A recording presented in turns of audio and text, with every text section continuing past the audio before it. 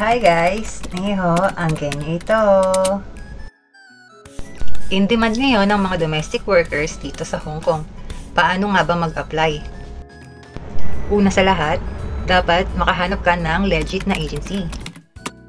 So, paano nga ba makahanap ng legit na agency? Una, i-search lang natin ang kanilang DMW page. Dapat ay nasa tamang page kayo At makakapili na kayo ng gusto nyong agency. Pangalawa ay ang kanilang age requirements.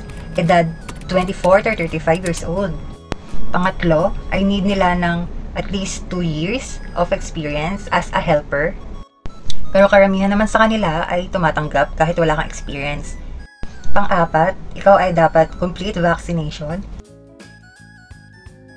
Dito sa bansang Hong Kong ay napakahigpit nila sa kanilang health protocols. Kahit tapos na ang lockdown, may mga employer na masiselan. Kaya dapat lagi tayong handa.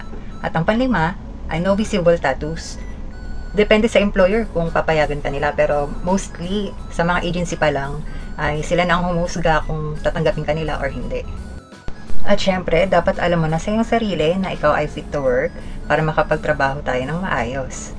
At ang pinakahuli ay ang ating pasaporte.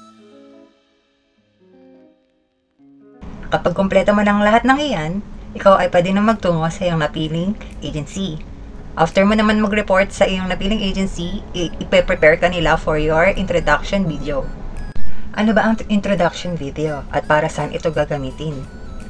Well guys, ang introduction video, dito tayo pipiliin, kikilatisin ng ating mga future employers.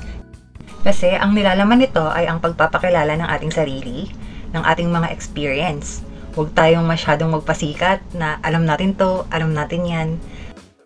Mas mabuting sabihin na lang natin kung anong mga kaya natin gawin. Sige guys, hanggang dito na lang muna. Bye guys, sa susunod na video na lang.